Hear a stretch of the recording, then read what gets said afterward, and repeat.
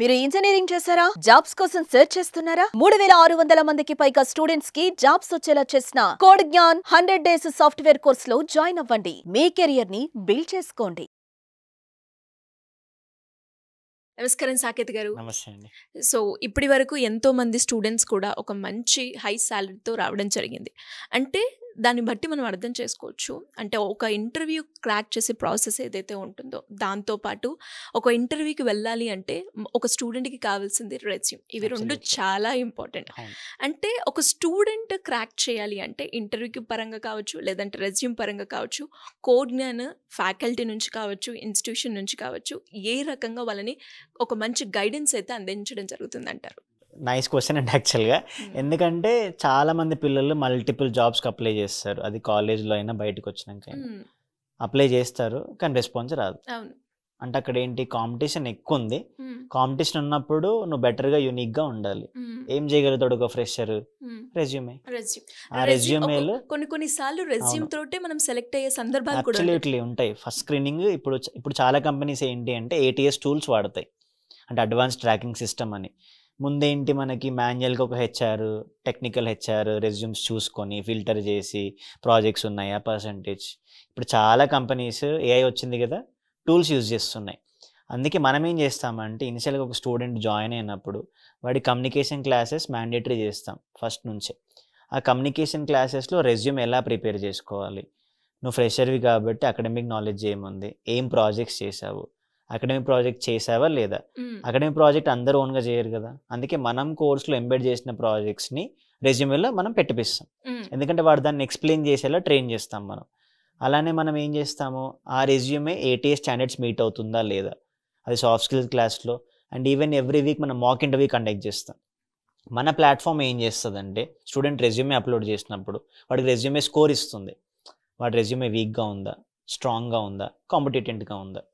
అంటే అప్పుడు మెంటర్ చూసినప్పుడు, టెక్నికల్ మెంటర్ అయినా, ప్రాక్టీస్ సెషన్లో ఉండే సపోర్ట్ టీమ్ అయినా కూడా వాడు మాక్ ఇంటర్వ్యూ తీసుకున్నప్పుడు వాడి రెజ్యూమేలో ఉన్న మిస్టేక్స్ని వాడికి కవర్ అయ్యేలా చేస్తాం మనం. నువ్వు ఇక్కడ మిస్టేక్ చేసావు, నీ ఫ్రెండ్ది నీది కాపీ చేసుకున్నావు. చాలామంది పిల్లలు అదే చేస్తారు. అలా కాపీ చేస్తే డిఫరెన్స్ ఏముంటుంది, నీకు వాడికి డిఫరెన్స్ ఉంది కదా. నీకో స్కిల్ సెట్ ఉంటుంది, వాడికో స్కిల్ సెట్ ఉంటుంది. ఆ డిఫరెన్స్ని అర్థమయ్యేలా ఎక్స్ప్లెయిన్ చేసి ఆ రెజ్యూమే మనం ప్రిపేర్ చేపిస్తాం. ఆ 2 monthsలో రిగరస్ ట్రైనింగ్ దాని మీదనే జరుగుతుంది. Resume, corrections, projects, problem solving, aptitude. ఇది కరెక్ట్గా ఉందనుకోండి, వాడు రెజ్యూమే అప్లై చేసినప్పుడు ఆబ్వియస్గా ఫిల్టరింగ్లో ముందు వాడికన్నా వీడికి ఛాన్స్ ఉంటుంది. వాడు చేసే సర్టిఫికేషన్స్ అయినా ప్రాజెక్ట్స్ అయినా ఆ పరంగా మనకు ట్రైనింగ్ జరుగుతుంది. ప్రతి మెంటర్, టెక్నికల్ వాళ్ళైనా కమ్యూనికేషన్ వాళ్ళైనా కూడా ప్రాజెక్ట్స్ చేయించినప్పుడు అవి ఇంక్లూడ్ అయ్యేలా క్లాసెస్లో మ్యాండేటరీగా చెప్తారు. స్టూడెంట్ ఫాలో అవుతాడు, ఫాలో అవ్వని వాడికి మళ్ళీ ఫాలో అప్ చేపిస్తాం. వాడి జాబ్ కావాలంటే ఫాలో అవుతాడు. అక్కడ రకరకాల రౌండ్స్ అయితే జరుగుతూ ఉంటుంది. సో గ్రూప్ డిస్కషన్ కావచ్చు, జామ్ కావచ్చు, వీటన్నిటికీ స్టూడెంట్ని ఎలా మీరు అంటే ట్రైనింగ్ అనేది ఉంటుందండి? ఎందుకంటే ఈ పాయింట్లో ప్రతి కంపెనీకి ఇనిషియల్ రౌండ్ యాప్టిట్యూడ్ టెస్ట్ ఉంటుంది, ఆన్లైన్ జరుగుతుంది మ్యాక్సిమం మనకు వచ్చే అన్ని కంపెనీస్. కొన్ని స్క్రీనింగ్ కాల్ జరుగుతాయి ఫోన్లో కానీ, Gmeet కానీ, టీమ్స్ మీట్ కానీ. అందుకే మనం ఏం చేస్తున్నాము, స్టూడెంట్ జాయిన్ అయ్యాక 1.5 hour కోడింగ్ క్లాస్, కోడింగ్తో పాటు 1.5 hour aptitude, 1.5 hour communication class. ఇక్కడ యాప్టిట్యూడ్ కమ్యూనికేషన్ స్టార్ట్ అయింది కదా, అసలు పిల్లాడికి ఏం నాలెడ్జ్ లేకపోయినా ఇక్కడ నేర్చుకుంటాడు. కొంతమంది టెక్నికల్గా స్ట్రాంగ్ ఉండి లాజికల్గా వీక్ ఉంటారు, అది యాప్టిట్యూడ్లో స్ట్రాంగ్ అవుతాడు కదా. అందుకే ఫస్ట్ 2 months దీని మీద ట్రైనింగ్ జరుగుతుంది. Problem solving, maths, logic. భయం ఉంటుంది, కానీ యాప్టిట్యూడ్ నువ్వు క్లియర్ చేస్తేనే కదా సెకండ్ రౌండ్కి వెళ్ళేది. అందుకే ఇంటర్వ్యూ ప్యాటర్న్ తగ్గట్టే మన కోర్సు ముందుకు వెళ్తుంది. టెక్నికల్గా చెప్పడమే కాదు, ఇలా మాక్ ఇంటర్వ్యూస్. అందుకే వాడికి ఎవ్రీ వీక్ మాక్ ఇంటర్వ్యూ జరుగుతుంది. ఇంకా ఇప్పుడు కొత్తగా ఏం తీసుకొచ్చామంటే లాస్ట్ మంత్ నుంచి ఎవ్రీడే ఎగ్జామ్ ఉంటుంది. ఇంకా డైలీ ఎగ్జామ్ స్టూడెంట్కి. వాడు రూమ్కి వెళ్ళిపోతాడు, లేదా ఈవినింగ్ ఇంటికి వెళ్ళిపోతాడు. ఈవినింగ్ 8 o'clock ఎగ్జామ్ ఉంటుంది ప్లాట్ఫామ్. డైలీ మనం ప్రిపేర్ అయిందా? ఎగ్జాక్ట్లీ. ఆ రోజు వాడు ఏం కాన్సెప్ట్స్ నేర్చుకున్నాడు, యాప్టిట్యూడ్ ఏం నేర్చుకున్నాడు, MCQs, కోడింగ్ క్వశ్చన్స్. అంటే నువ్వు డైలీ ఎగ్జామ్ రాస్తావు, 6 days 6 exams, 1 మాక్ ఇంటర్వ్యూ. అంటే ఒక మంత్లో 24 exams రాస్తాడు, 4 interviews తీసుకుంటాడు.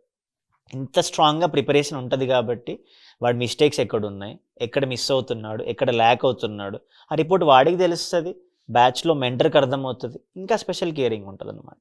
అండ్ చాలామంది స్టూడెంట్స్ అంటే ఒక ఇన్స్టిట్యూషన్లో జాయిన్ అయ్యే ప్రాసెస్లో అంటే వాళ్ళు ఏమి ఇస్తున్నారు అని చూస్తూ ఉంటారు, ఆ కరికులం ఫాలో అవుతున్నారా లేదా అని కూడా చూస్తూ ఉంటారు. అండ్ ఇప్పటి వరకు అంటే మీరు చెప్పిన దాంట్లో ఇది ఇస్తున్నాము, ఇది ప్రొవైడ్ చేస్తున్నాము, సర్వీస్ ప్రకారంగా కూడా ఇన్ని ఉంటాయి అని, ఇన్ని ఫెసిలిటీస్ ఉంటాయి అని చెప్పడం జరిగింది. దాన్ని ఒక స్టూడెంట్ ఏ రకంగా యూటిలైజ్ చేసుకోవాలి అంటారు? అది మనము 2 వేస్లో చేస్తున్నామండి. ఒకటేమో బ్యాచ్ స్టార్ట్ అయ్యేటప్పుడే స్టూడెంట్కి గ్రూప్లో కరికులం ఇచ్చేస్తాము, ఎలా ఫాలో అవ్వాలి ట్రాకర్ వాడుకుంటుంది. ఇప్పుడు ఏం చేస్తున్నామంటే స్టూడెంట్కి ఒక ప్లాట్ఫామ్ ఇచ్చేస్తున్నాం మన దగ్గర. ఆ ప్లాట్ఫామ్లో డైలీ ఎగ్జామ్తో పాటు డైలీ జరిగిన క్లాస్ రికార్డింగ్ వచ్చేస్తుంది. అంటే వాడికి అక్కడే వాడు లాగిన్ అయిపోతాడు, వాడి క్లాస్ రికార్డింగ్ చూసుకోవచ్చు, ఈవినింగ్ ఎగ్జామ్ షెడ్యూల్ అవుతుంది, వాడి కరికులం చూసుకోవచ్చు. ఈవెన్ మనం ఏం చేస్తున్నాము, వాడి పర్సంటేజ్ ఎలిజిబిలిటీ తగ్గట్టు, వాడి ఈవెన్ టెస్ట్ పర్ఫార్మెన్స్ తగ్గట్టు వచ్చే డ్రైవ్స్ ఎలిజిబిలిటీ వాడికే కనపడుతుంది. ఇప్పటివరకు మనం ఓపెన్గా మన స్టూడెంట్స్కి ఇచ్చేసి చేసేవాళ్ళం. కొంతమంది అప్లై చేస్తారు, కొంతమంది అప్లై చేయరు.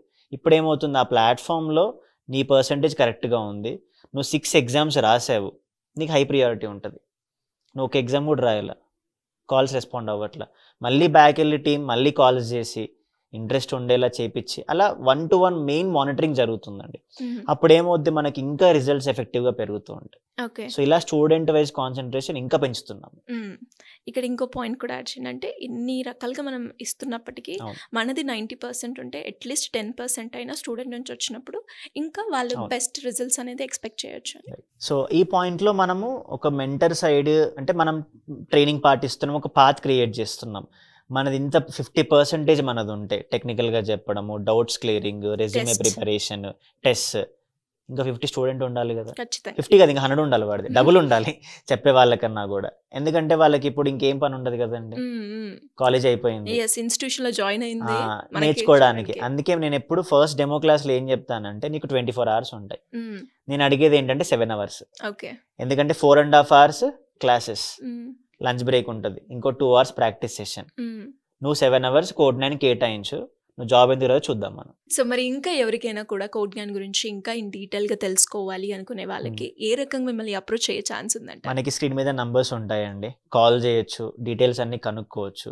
దాని తర్వాత ఫిజికల్గా ఆఫీస్కి రమ్మంటాం మనం.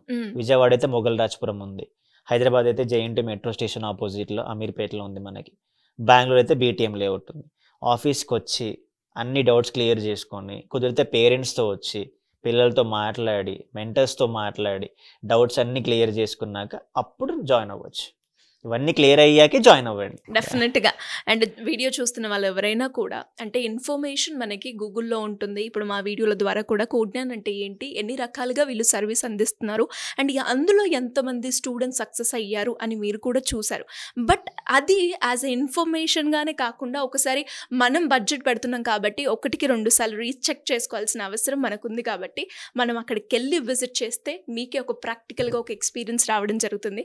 అప్పుడు ఖచ్చితంగా మీరే ఒక రైట్ డెసిషన్ తీసుకుంటారని అనుకుంటున్నాను. ఎనీవేస్ థ్యాంక్ యూ అండి, thank you so much. Thank you అండి.